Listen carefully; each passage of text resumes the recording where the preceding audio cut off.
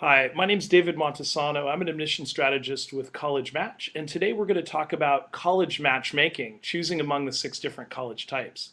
Can everybody hear me okay? I just want to make sure that I sound decent. And I noticed that we have got a good selection of people here listening, so that's really good. Thanks for being here today. Let me know if you have any questions. What I want to do, I'm hoping this session we can do is make it much more interactive than past sessions. So if you have any questions, we could even start discussing those right away. Otherwise, that way it won't be quite as boring for you. It's just kind of somebody droning on about college matchmaking. It'll be more exciting if we answer your questions in a live format. So please go ahead and email or text those, post your questions here, and we'll discuss those as we go along. Okay, thanks so much. Choosing the right college is really critical. It can define sort of the direction that you take in life. And it doesn't mean that you're going to be necessarily successful or unsuccessful, depending on which college you go to, not at all. It's just that you might have a different type of life. There's different experiences that you have at the 6 different types of colleges, and we want to get into that a little bit more today. So let's go ahead and begin the discussion. One of the things you want to look at, I think, here is really what's your dream for your life. Before you look at deciding on the type of college, you want to figure out who you are. The reason that we do it this way is that it's much more important to do it in a more kind of deep and meaningful way rather than a superficial way. Most people right now, and I'll just kind of jump ahead and I'll show you this, most people choose colleges based on cost, location, and prestige. Let me back up here for a second. So right now, the thing that's on the bottom of this pyramid, that's how people prioritize. So they're looking at, is this a school that's prestigious for me? Does it fit my budget? The parents are looking at that. And is it a good location for me? Is it something that works for me? Is it in a city, or is it in a suburb that I like, or a good location where I'll be happy? So the problem with that thinking is that it's really looking at things, I think, backwards, because these things are important. Cost, location, or prestige are important, but they may not be the most important things right away to look at. I think it's more important to figure out who you are as a person, and then figure out what your values are and match yourself to a college based on your personal values or your operating principles, okay? So go ahead, and if you have any questions so far, just type them in, and I'll be more than happy to discuss your questions. So let me go back to my second slide here. So one of the starting points really is, what's your dream? And what is your parents' dream for you? And then what are the skills and experiences you need to achieve your life goal? So in doing this in about 18 years, I've really only encountered 4 life goals. One's to help others. The second one's to make an impact or change in the world. The third one's to be happy. Doesn't mean you're unhappy. And the fourth one is to find out who you are and where you're going. Think about that for a second, and think about maybe, imagine that you're 70 and you're looking back on your life. Which was the most important thing for you to accomplish? Was it helping others, making an impact or change in the world, being happy, or finding out who you are and where you're going? So just take a second, think about that. This is part of matching you with the best college. And it takes really getting to know who you are, sort of a self-assessment, before you can really commit in any way to a college, or even search for the right school and find the right type. Okay. So any questions about that so far? Please go ahead and feel free to type in any questions, okay? So far, no questions. I'm shocked. All right, let's go ahead and look at the next slide here, just to kind of discuss this a little bit more. So you know that the starting point is really figuring out your life goal, and also what your parents want for you and what their hope is for you as well, and what they're willing to pay for too, on a practical level. Now, why is finding the right match so critical? Let's talk about that first. Right now, about 30% of students transfer, and that's based on looking at four-year to four-year schools and also 2-year to 4-year schools. But roughly almost a third of people transfer. I transferred, so I can tell you firsthand, it wasn't, that's something that I hope to help people avoid. It breaks your network up, your job network, your graduate school placement network, and your friendship network. So it's not the most efficient thing to do. And then it can also cause you to have to go to school a little bit longer, which is expensive and inefficient for your folks too. So only about 60% of people finish in 4 years, and that number may even be a little bit lower now with these for-profit schools that people are signing up for. There's a much lower completion rate on those. So that rate is actually going down, not up, unfortunately, if you include those for-profit schools. So, that these are some of the reasons. 30% of people transfer, that's a lot, and 60% finish in 4 years, only 60% roughly, and that number is going down. So what that means is that basically people aren't getting the right fit, when they're looking for colleges. It's also a huge investment. It's the second biggest after a home that usually that your parents are paying. Now, some people joke that going to private school is like buying a really expensive car and driving it off a cliff, each year.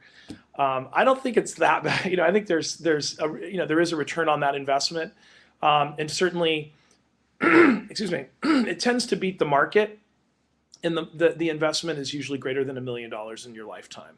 So that's why people are going to college. If it wasn't a good deal, people would figure that out, and you'd see people not going. And I mean, certainly there are people that don't go that start up companies or whatever, but in general, most people want to go. And so there's over 1 million students going to 4-year schools every year in our country. And so, that number is actually growing a little bit in terms of just the people seeking college, and that also has, there's a number of reasons for that. But one of the most important things you have to kind of think about is that you're buying a network for life. And so again, that's a graduate school placement network. If you're going to go to grad school, ask yourself that: do I need grad school? And we'll talk about that in a second. Or do I want to get a job? So it's really binary. You're either going to get a job after college, or you're going to go to grad school. Just make it simple. I like simple. Simple is the best. Okay. Any questions so far? We have all these participants, but no questions. I'm shocked. You guys should have some questions by now. Okay. So again, I'm going to go back to this. This is the most important slide really in the presentation. It's the fact that you shouldn't be looking at college based on cost, location, and prestige. It's the wrong thing to do. It's like sort of like dating. It's like saying, I'm just going to look at the superficial. This person's beautiful and popular, therefore I want to date them. Great, have fun with that. That's probably not going to last, right? It's too superficial. It doesn't go to the core of who you are. It has nothing to do with you. It just has something to do with these external factors, nothing to do with values or compatibility. This is like dating in the sense that you have to find the right fit. It needs to be compatible with you. This is going to be the school and the network that you take through your entire life, either for the job that you get, your friends that you have, maybe you get married to somebody, in college, or it certainly will be, your graduate school placement network too.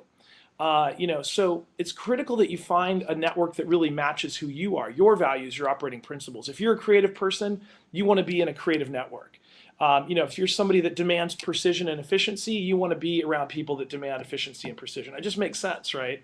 So the best thing you can do is find like networks, and that's really the job of figuring out your values, and then looking at how colleges, might match up with that. Now, people always ask me, how do you find out about a college's values, right? Because you're matching your values in a sense to theirs. It is difficult. I won't kid you, it's difficult, but you can certainly look on Wikipedia, learn more about the college's original mission and intent. That's a really good way to find information about colleges. And you can interview students on the ground that attend that school, and just to find out a little bit more about the place. But certainly the original mission, founding of the institution, what its purpose is, and you can certainly learn a lot from even the website and what they put in their strategic plan. Sometimes that can give you a little bit of information about how the school, what their core principles or values are. And often they will say what their values are. But you need to figure out yours first, and not just look at their values and say, oh yeah, that's a match. You should really write your values down. What are my operating principles as Mark, as Jenny, as Bill? These are the things that I don't compromise on in my daily life. For me, it's honesty, creativity, hard work, whatever it is for you. You need to write that down. It's a really good idea. The other thing is think about which of those 4 life goals, the old kind of meta level idea for your existence are most important to you. Is it, if you're 70 looking back on your life, which was the most important thing for you to accomplish? Was it helping others, making an impact or change in the world? Those are 2 different ones, right? Helping others, very Mother Teresa. Making an impact or change, kind of like Bill Gates a little bit more with his foundation, the Bill and Melinda Gates Foundation. And number 3 would be being happy. That's sort of like stability, and sort of a chance for some control and a chance to kind of have your own life. And then finding out who you are and where you're going. It's more of a circuitous route through life. It's really about experience, and you're open to everything. Okay, so figure out which of those is the most important for you to accomplish if you're 70 and you're looking back on your life, so that you can retire happily. And then look at your values, okay, your operating principles. Write those down. Is it hard work, creativity? What is it? So those are really important. And then you're going to look at, the next step, what you're really going to want to do when you're trying to figure out what's right for school is to figure out what are the skills and experiences that you need, okay, functionally, right? So a great way to do that is to say, okay, my goal in life is to help others. What are, just dreaming, what are some ways that I can do that? Well, I can be a college consultant, or I can be a professor, or I can be, a congressman, or I can be a senator, whatever. Think about all the things you could be in politics, right? Or just dreaming, or you could be a professor, or you could work one-on-one with people somehow as an advisor or consultant. So basically, if you write all those things down, you just want to be very specific then, and just dreaming, say what your ideal role might be. So these are what we call scenarios, right? There's no way to figure out the future. In fact, the future is going to change, jobs are going to change, all that stuff is going to really, move over your lifetime. So the best thing you can do is just develop maybe 3 or 4 scenarios for your, possibilities. So just imagine that you want to be, a race car driver, an astronaut, and a physician. Okay, well, just write down those 3 things. Okay, those are your 3 jobs, and you want to make an impact on the world, through science. Say that's your life goal.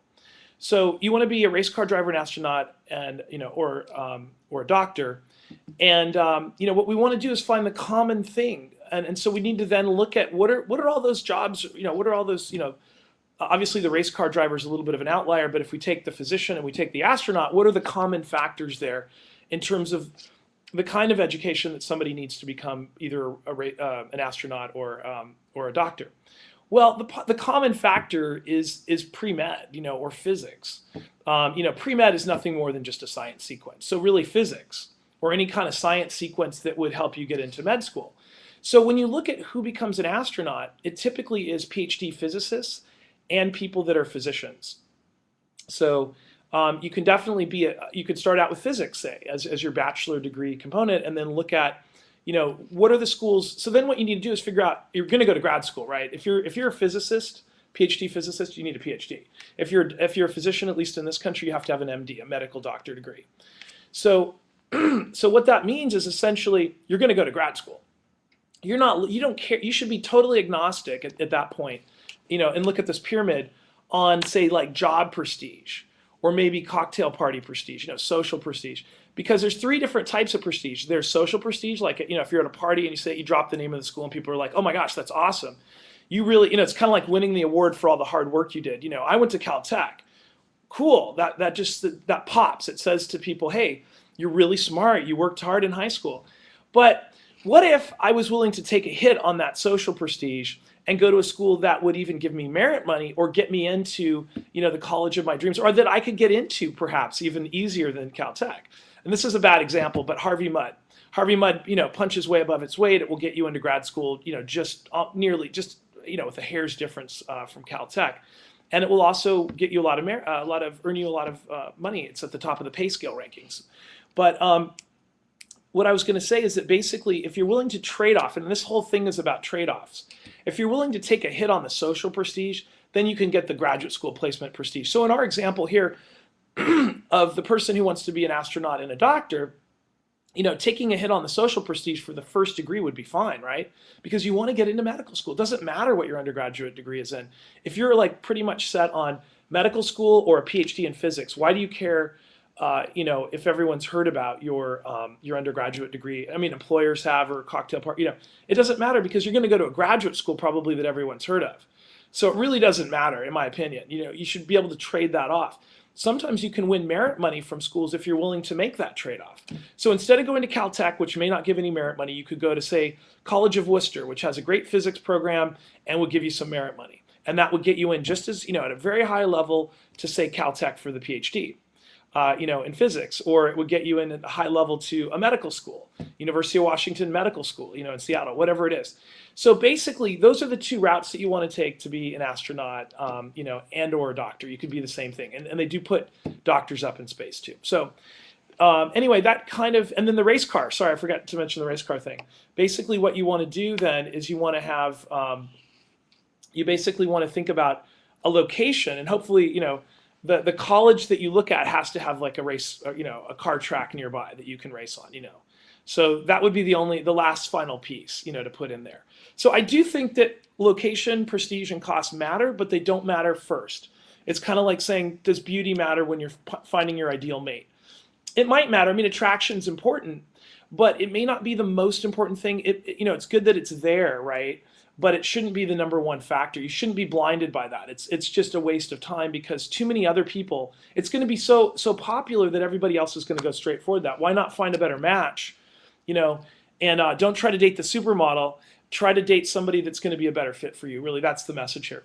Somebody wrote in. Okay, Lisa. Thank you, Alicia, for your message here. What about a photographer?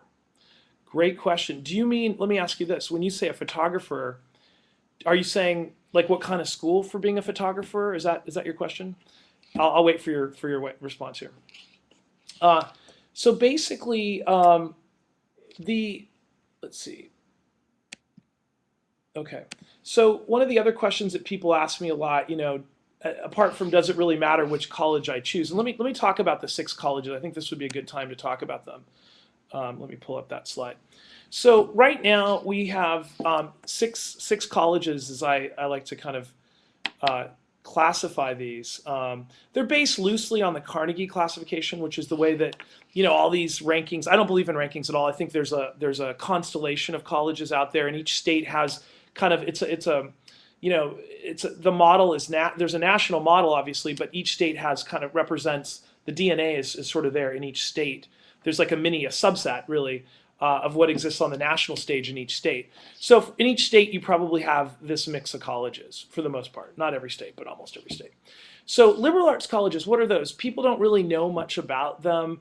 The reason is that they typically, there's some public liberal arts colleges, but they tend to be private, and they tend to once have been church affiliated. Now the Ivy League the Ivy League was just a series of colonial colleges that were spin-offs of of Oxford and Cambridge. And so Harvard, Yale, Princeton, for example, were all liberal arts colleges to begin with. And so the liberal arts model is really like a boarding school in a sense. It dates back to Plato's Academy. And it's really just you and a teacher, having a discussion for 4 years. So it's kind of like an intensive, camp for education. And you're working in direct contact with professors. You don't have teaching assistants. The colleges tend to be about 1,000 to 2,000 students. This example here, this is all California, mostly, except for the specialty schools. But Pomona College or Occidental, the Claremont cluster in California has a number of little liberal arts colleges all clustered on one campus. So that's why I use this model. So Pomona is right next door to Claremont McKenna, which is right next door to Scripps, which is right next door to Pitzer, and then Harvey Mudd, which is more of a science and engineering specialty school, is right there too. And they're all 1,000 to 2,000 students each. They're very selective, among the most selective in the country. But they basically what they do is they help you with writing. They require a lot of writing, a lot of critical thinking, a lot of public speaking. It's like pure education. So instead, the idea with liberal arts is it's not applied.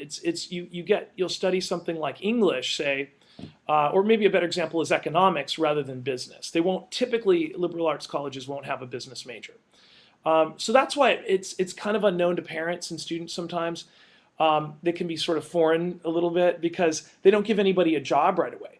But if you want to go to graduate school, and I can say firsthand, I went to one of these, I went to Occidental, and I started off at a research university like University of California. And the difference, I transferred to Occidental because I wanted to go to grad school, and I realized that there was just no way statistically for me to go from UC San Diego to Yale Law School at a high enough rate. And so going to a liberal arts college is really the way to go if you know you want to go to grad school. It's just, and if you don't, there just aren't any ways for employers to kind of connect with liberal arts colleges. It's a little bit tougher. I remember at Occidental, there might have been like 60 employers coming through. Some pretty high level consulting firms and investment banks and stuff like that, and insurance companies and the CIA, I believe, and Peace Corps and stuff like that.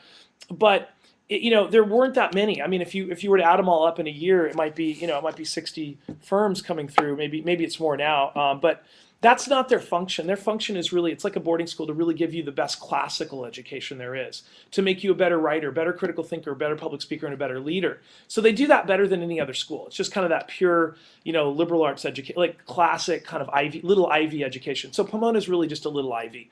And they have formal connections. That's how you can tell with Ivy League schools, like Columbia University, for example, for for engineering, or Caltech, is not an Ivy, but they have formal ties with those schools, and you can, when I was at Occidental, I took classes at Caltech, for example. You have full cross-registration at Caltech or another school. So that's how you can tell you're at a little Ivy, okay? And by the way, they're spread in all the 48 states. Some of these schools, like College of Idaho, you've never heard of, but it's just an amazing school. It's a little Princeton, a mini Princeton. So the next type here are hybrids, and I went on a long time about liberal arts colleges, but basically, I think, let me jump ahead here to the research universities. In about 1870, our shores were swept by the German research model, and that's really what Stanford is, what UC Berkeley tends to be, and Johns Hopkins, Chicago, and believe it or not, Clark University was started out as a German kind of research model university. But but now it's more of a liberal arts size. The way that they're founded, they tend to be organized. They go to the PhD level. So there's nothing better in terms of going higher with education at the PhD level. All the research, the graduate level research, is done at these schools, the research universities. But now, in the case of Stanford, there's only 6,000 undergraduates, so chances of getting personal attention are much greater. But if you go to a bigger school, the chances of your class sizes are going to be gigantic, are pretty high. Like a UC Berkeley, 20,000 undergraduates to educate. That's a lot of people. At least the initial classes are going to be really big, right? So you're basically going to have teaching assistants, and you have to be aware of what that trade-off is. Now, the excitement about a big research university is that there's a million different courses available. They tend to have football teams that are pretty famous. They have rock star professors, at the end of, speaking from podiums, in big lecture halls. So if that floats your boat, and I certainly tried that. I thought it was awesome. But, it's one of those things, you just have to realize that what you're getting there, at least for an undergraduate degree, is that employers will know that school better than any other schools because it's famous for its grad research and its football teams, really. But its own graduate research programs, its law schools, its business schools, medical schools, and PhD programs will prefer maybe that you did research with the professor. So, before you come to their school, or that you had a little bit more, kind of this liberal artsy academic preparation. So they tend to favor liberal arts colleges. That's number one for grad school. Just to let you know, all things being equal, liberal arts colleges punch way above their weight. Even if they're an average liberal arts college, they tend to have better graduate school placement than big research universities do. But in terms of job placement, I would say the big, the research universities tend to do really pretty well.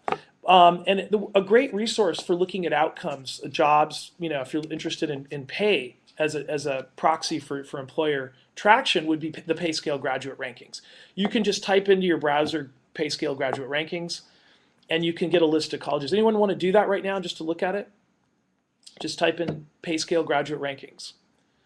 And I think you'll see that I think it's Harvey Mudd is #1 this year in the whole country.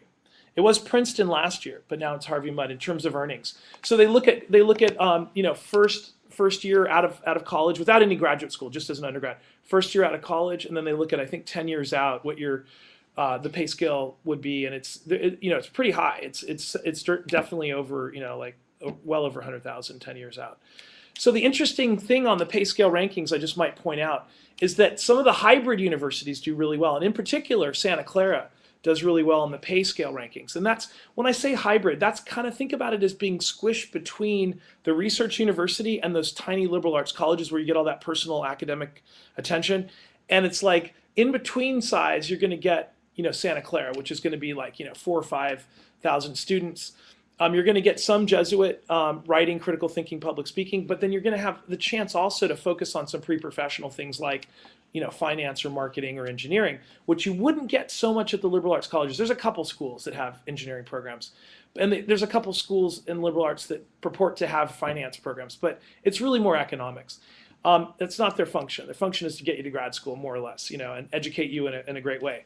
Now, but the hybrids do a great job of walking the line between the two. So in some ways, that's best of both worlds. But as you know, when you have best of both worlds, sometimes you're also trading off. You're not getting the purity of the liberal arts and the high graduate school placement that they have. You're certainly not getting that for Santa Clara, or you're not getting necessarily the same offerings of classes and diversity there that you would get at Berkeley. But Santa Clara, by the way, I think I'd have to double check this. I think they earn more than Berkeley grads do.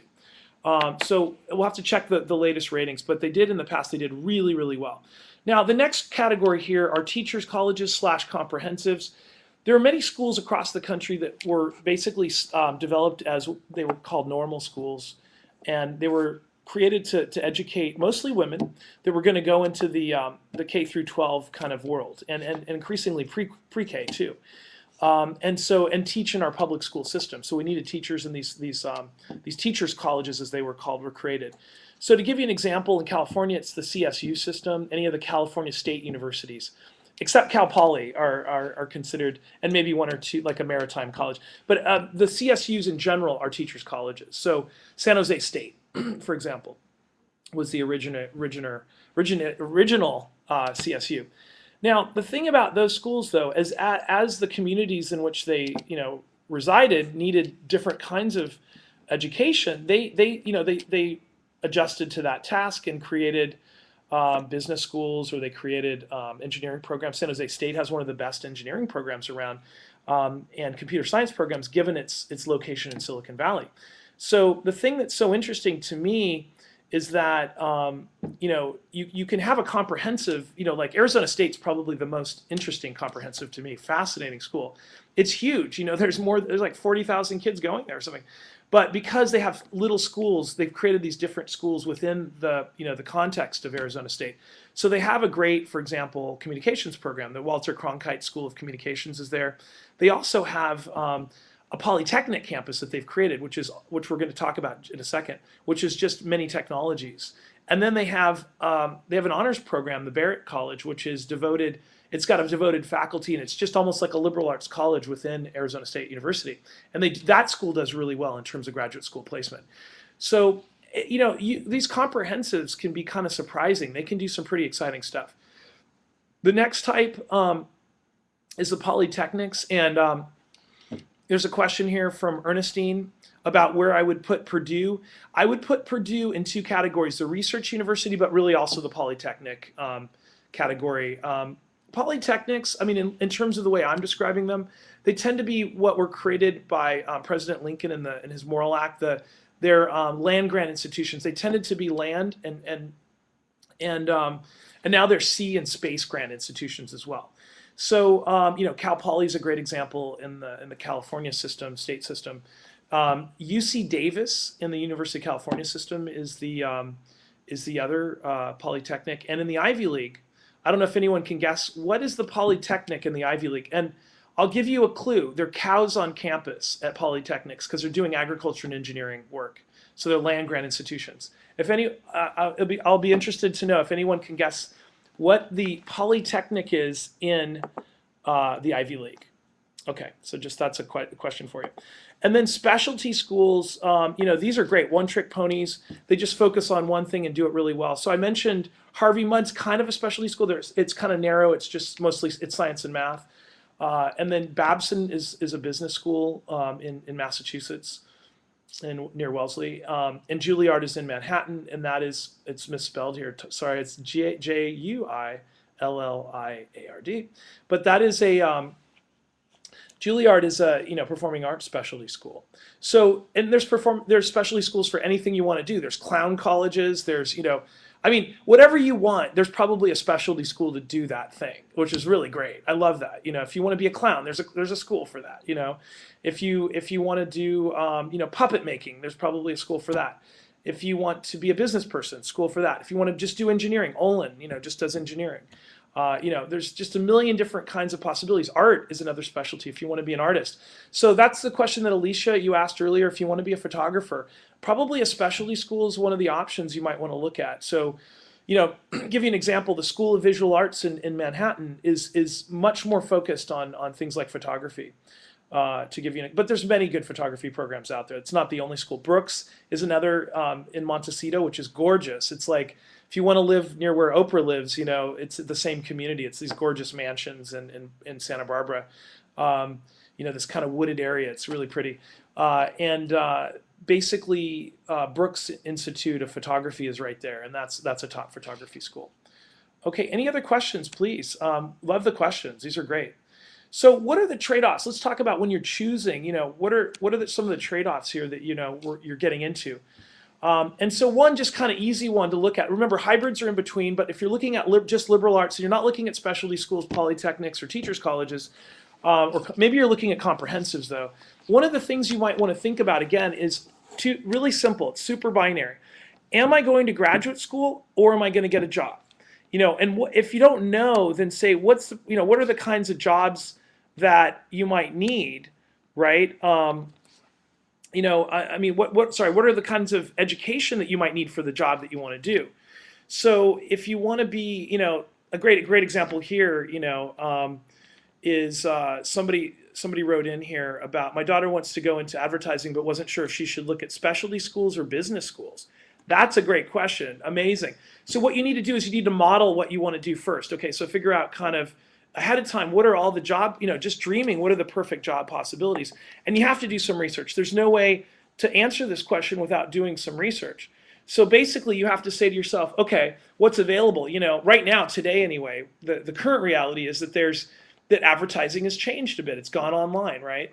So what you need to do is you need to look at all the online firms if that's of interest, or if you're looking at print, or whatever kind of advertising you might want to do. You got to be there's specializations now, right? It's not like Mad Men, the show where it's all just headquartered on Madison Avenue, and there's a specific kind of campaign that they do, and they do storyboarding, and then they do and then they look at doing the campaign 360. It's now it's really 360, and the customer touch points can be social media, right? They can be the internet. They can be, a million different things. So that's kind of exciting. It's not just billboards. I mean, it still is billboards. It still is TV. It still is print. But it's certainly online too. So it's really critical to know, just dreaming, what are the ways that your daughter might want to get into advertising? What are her strengths, and what are some of the dream jobs? Look at the scenarios and then reverse engineer that. Look at the bios of the people that are doing those jobs. I think you're going to find patterns in there. I do know that if you're doing analytical stuff, relating to the success of advertising campaigns. So here's the other thing you have to say, is if your daughter wants to go into advertising, you can certainly get into a firm and work your way up. Do an internship would be my advice, obviously, and learn about what you might want to do. But it's better to research it ahead of time and kind of have an idea going in. So here's the thing. If you're not, if you're thinking about advertising, there's different roles, right? There's planning, there's, I don't know, there's a million different, the creative side where you're doing the design work. I mean, you just kind of have to think about all that stuff. Is it the strategy? Is it is it the analytics? Is it the getting into the success and the reach and the kind of impact that you have on consumers? What is it? Is it in a different language? Who knows? Different language market, I mean, is it, so all these things, different markets require different advertising campaigns, by the way, or techniques and relationships. A lot of people also that get into advertising manage accounts. They manage the client. They're on the client's facing side, right? They schmooze the client. They take care of the client needs. And so your student should look at, well, what culturally, what's the fit between them and that potential client, right? What would they be best, where might they be able to best interface? Give you an example. There are advertising firms. There's actually an advertising firm that just focuses on sustainability. They only do ads for green companies, and so the people that work there have to have a track record working for companies that are social enterprises, or somehow interested in the triple bottom line, as they call it, people, planet, profits. Okay, so keep these great questions, by the way, so just keep those coming. These are wonderful. So here's another one. What's the best way to find some of these specialty schools? I want to train service dogs. Wow, that's perfect. Which may not be as rare as a puppet making, but I'm having a bit of a difficult time finding the right school for a future like that. Oh, hey, I understand that is tough. Now here's what I recommend. It is possible if you, I'm positive that there is a dog. A service training dog school out there, or a program. It may not be a school, but at least there's a program out there. I bet if you spend a little bit more time, and I'll just use your first name here, Sarah. If you use a little bit more time looking online, and I think talking to people, if you could find some people that have trained service dogs in the past, I think just Googling though, you should be able to find that. It's probably the search terms that you're looking at. So let me say this. I would look at,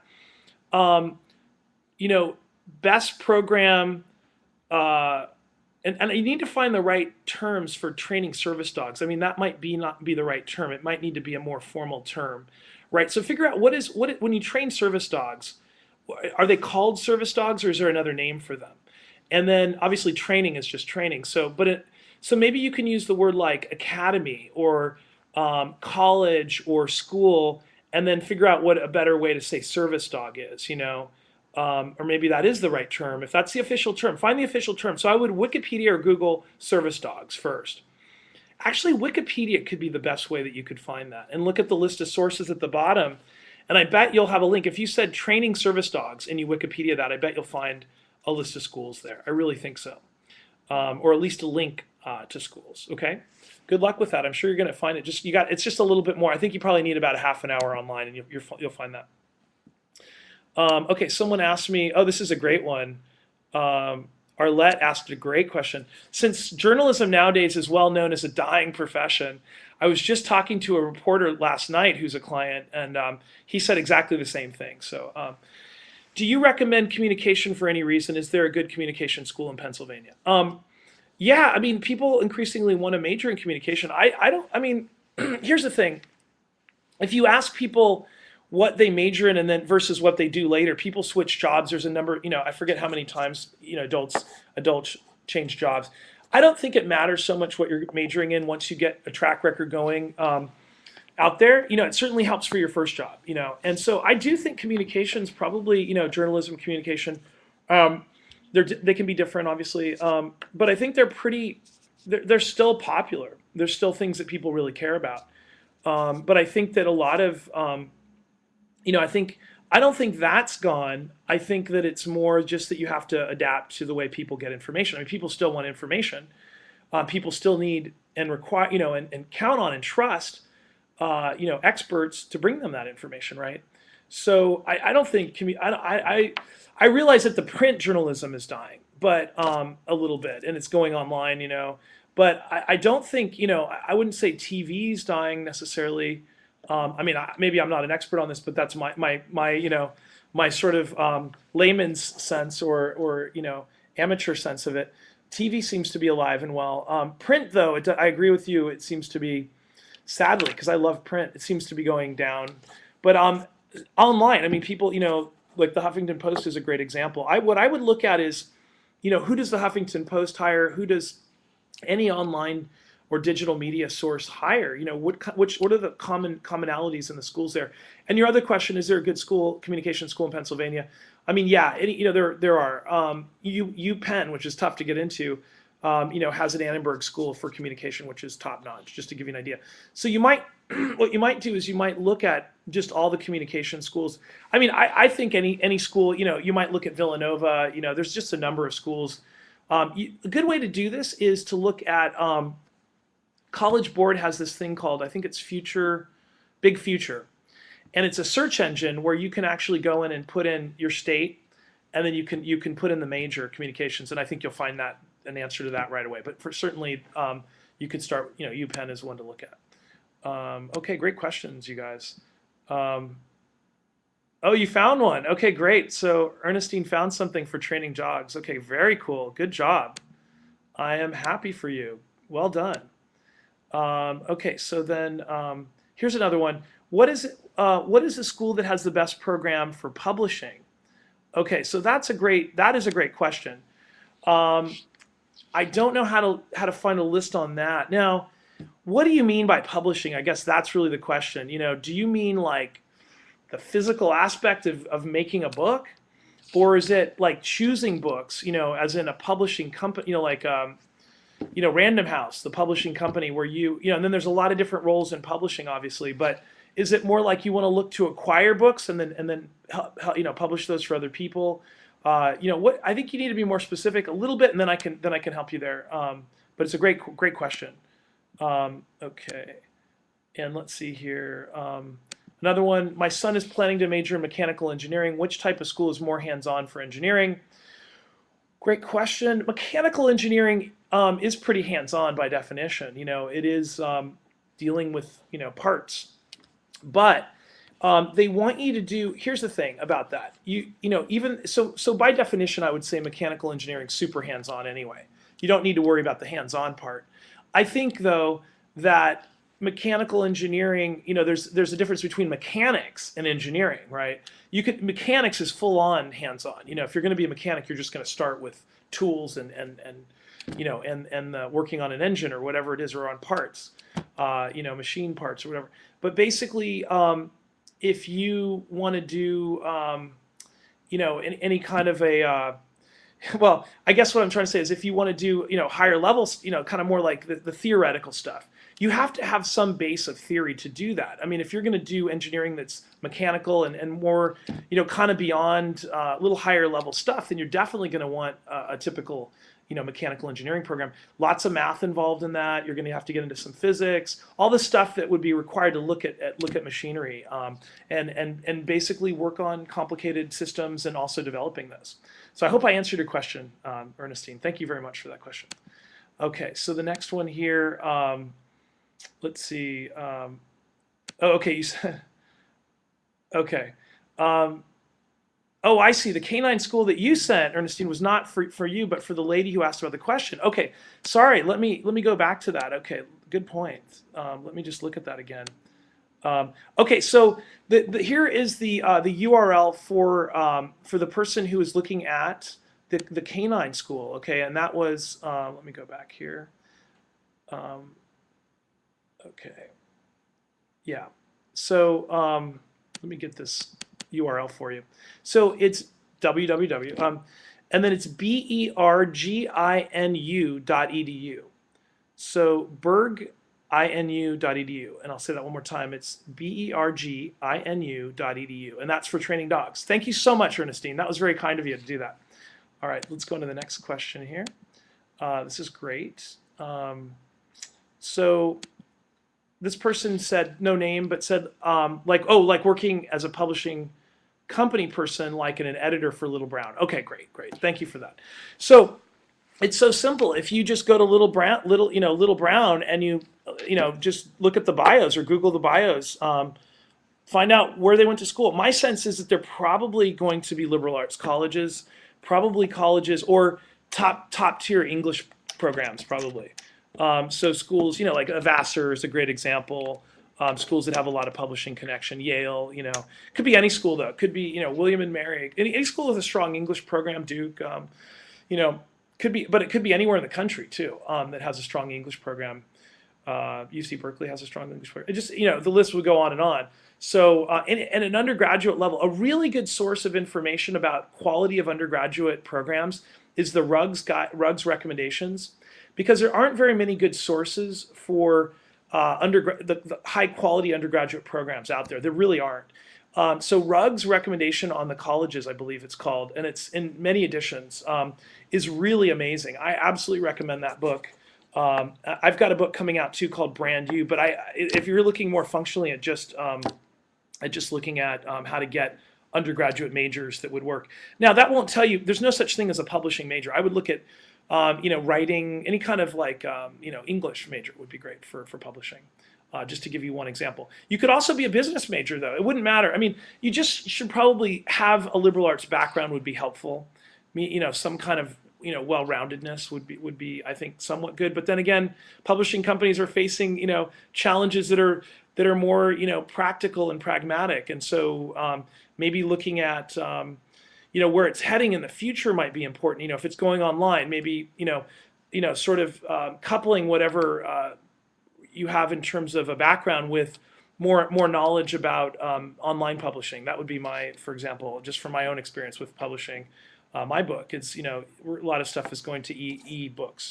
So I would look at ways to just learn about ebook publishing, and I think that you could just learn that on the job sort of thing. Or as an intern, and then you'd have a background from maybe a liberal arts college. Okay, I hope that helps. Let's see if there's any other.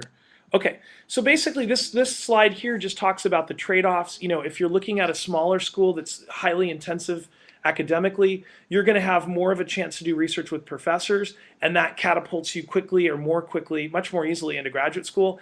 But if you go to a school where the professors are focusing on their own research, And there tends to be sometimes more of it's a siloed, it's a department, and in a faculty, it's a faculty, it's a department, and it's almost like its own school. It might have its own building, right? Business, and there's going to be more classes, a lot more classes than a liberal arts college might have. And what you'll have is, a chance to focus maybe more pre-professionally, like in finance or marketing or engineering, things that people where you get jobs right away. If you don't go to grad school. So that's really a trade-off. Are you going to go to grad school or are you going to get a job? I really want to just keep saying that over and over again, because if you can figure that out, and what's the chances of grad school? So finding the right match, you want to basically look on outcomes, the real world outcomes. I think, certainly you want to match based on your values. You want to match, does this give me the skills and experiences to achieve my life goal? Nothing's more important than that.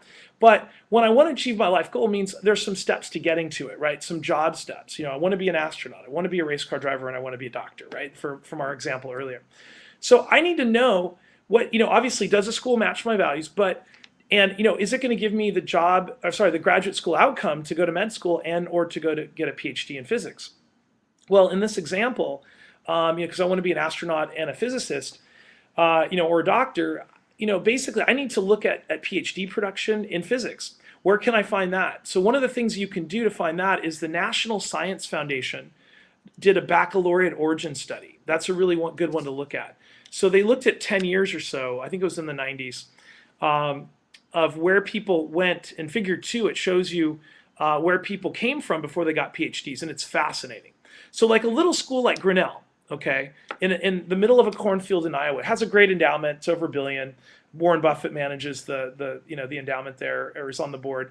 That little school, little liberal arts college, but it has a great science program, actually outperforms Stanford in terms of PhD productivity in the sciences and engineering. Just that's what the NSF baccalaureate origin study shows. So what I'm trying to say is, if I want to be an astronaut, I could go to Grinnell, and maybe I could even, if I could get into Stanford, I could trade that. I could go instead to Grinnell, pick up maybe some merit money if I'm lucky, get a discount on my education, and still make it, to get a paid PhD, 5 to 7 years for physics, or get into an MD program at the highest rate. Although Stanford does a great job of MD placement, but just not the science and engineering PhD placement. They're like number 19 on that list, and Grinnell's higher. Anyway. So the other thing you could look at, obviously, is if you're not using my example going to graduate school and you want to get a job, you want to look at pay scale rankings, right? That just kind of shows employer traction. It's one of the best things out there. You just Google pay scale graduate. If you are going to go to graduate school, I recommend looking at the National Science Foundation baccalaureate origin study, their ranking, and I recommend looking at Fulbrights and Rhodes. And I recommend looking at also the Wall Street Journal top 50 feeder schools to professional schools like law, business, and medicine. And that's pretty much, it's interesting. You'll see that it's an older one, but if you can find it, the top 50 feeder colleges from the Wall Street Journal, it's actually not on their site. I think somebody else has it cached. You can go in and look at it. But basically, the Ivies come out really high, and then it's like Ivies and liberal arts thing. But a very well-rounded, intelligent nutritionist that, if you don't have the grades to get admitted to a UC, you can certainly get into that would offer nutrition. I would look at more like the CSUs for that probably, and also trying to think of, the best thing is to do a search, with all your parameters on. Big Future, I think it's called Big Future at the College Board, the College Board website. Okay, thanks for that question. That was a great question. Here's another one from Steve. Can you please repeat or spell out the website that gives reputable college rankings by interest and major? I haven't talked about that yet by interest or major.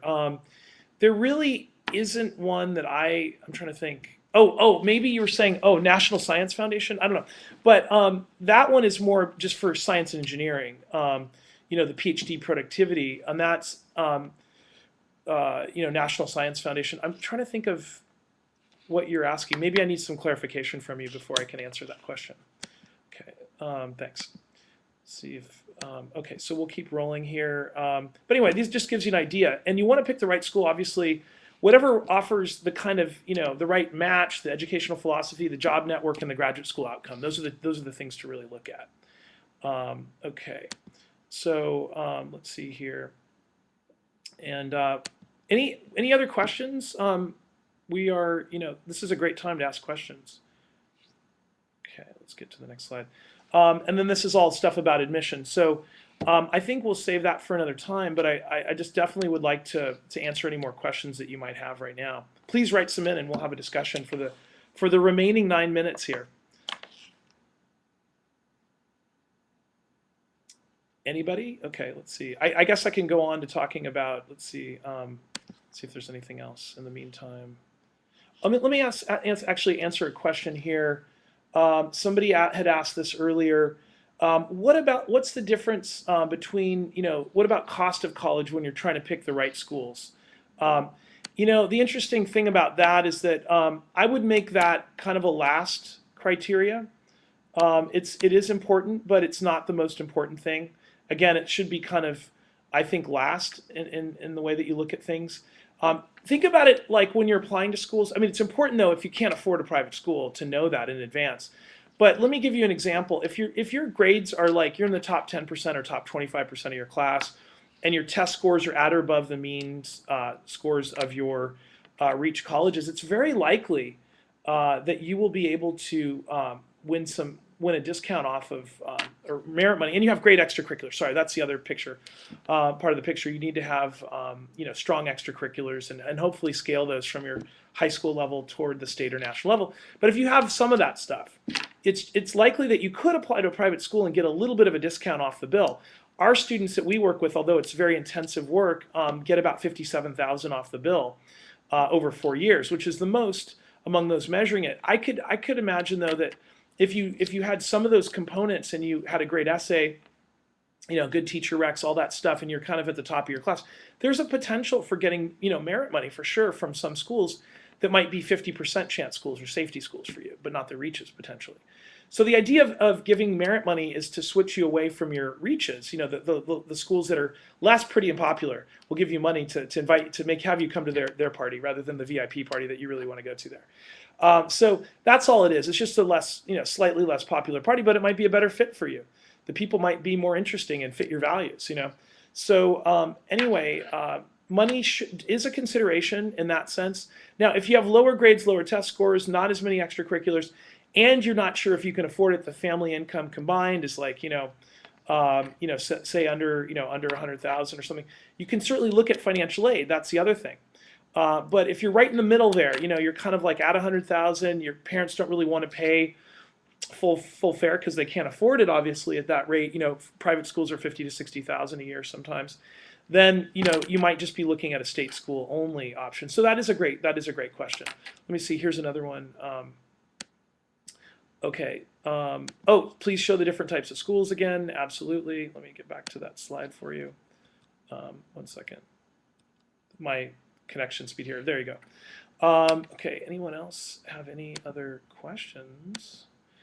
Please, we've got 5 more minutes. So if you do have any other questions, now's the time. There is one more here. Okay. Somebody had written in earlier, I'm not sure if I want to go to grad school or get a job. Okay, that's a great, and I think that's really important. You've got to figure out life goal, right? Here to help others, make an impact or change in the world, be happy, find out who you are and where you're going. What are the steps that are meaningful and measurable to getting there for you in those 70 years that you might be working? Do you want to be a race car driver, an astronaut, and a physician? Or what is it? Your dream, right? Not my dream, your dream. And don't worry about reality, right? And then do research on those scenarios and figure out types, and then decide what is the likelihood, and then try to prioritize those. What's first for you? What is more likely? Which job? What's second? What's third? And then if you can prioritize those, then you can sort of attach, and then you can do research and figure out, okay, to be a doctor, I need to have a medical doctor degree, at least in the US. To be a physicist, I need to have a PhD. To be a race car driver, I just need to be good at race car driving, and I need a track to practice on. That's all you got to figure out. It's not that complicated. And then what you need to do is say, okay, what are the percentage chances therefore? My first choice is physicist. My second choice is medical school. What are the likelihood that I'm going to do that versus becoming a race car driver? Okay, my third choice is race car driver. Or maybe my first choice is race car driver. What's the likelihood of me becoming a race car driver? Okay, so then I have to check in with my race car driver coach, and ask, hey, coach, what's the chance of me, my manager, what's the chance of me becoming a race car driver? And my manager might say, Well, David, it's pretty low. It's like 20%. So then what I'm going to do is say my chance of not going to grad school is 20%. My chance of going to graduate school is 80% roughly.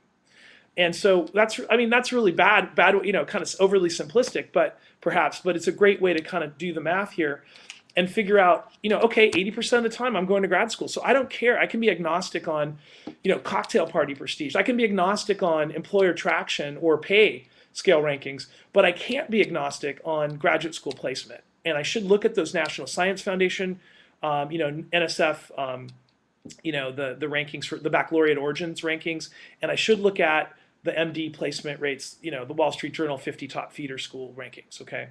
So things like that. And I should talk to the colleges that I'm looking at and ask them, what are your rates of admission to medical schools? You got to kick the tires on the car if you're going to pay that much money to go to school. Remember, it's the second biggest investment after a home. You want to get what you deserve. I mean, that's a lot of money. Be a good consumer and ask for proof of things. Ask for, what is the placement rate to medical school? What are the placement rates to PhD physics programs? And if you're looking for a job, which employers come to campus? What's the average pay? All that stuff. You want to really make sure. And that stuff is all published or kept by the colleges. They should have that information. Most colleges track that. So you should be able to get that information. But don't go in blindly. Ask the questions, and then look for their values. Make sure that the values match your values, more importantly, okay? Well, this has been great. We just have time for one last question here. We've got 3 more minutes and almost done. So let's just, let's see here. The last question. How many colleges should I have on my list? Okay, that's a good one. It really depends. See, I'm trying to help you narrow it down to finding what your college type is. It doesn't matter. They're all good types, right? But it's more important for you, what's your college type. It's like, what's the right tool for gardening here for you? The right tool at the right time for the right job for the right person. That's it. It's no more complicated than that.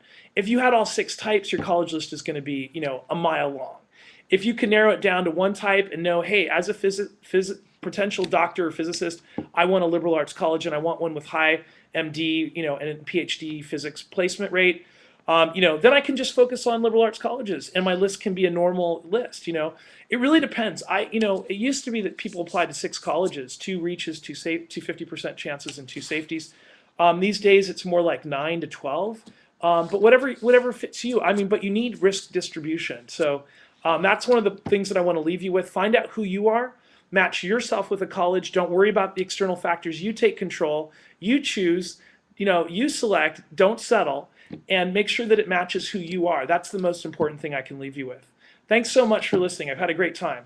And by the way, my website is collegematchus.com. There's lots of great information on it. And my book, which is coming out in November, is it's called brandnewbook.com. Thanks so much. Take care.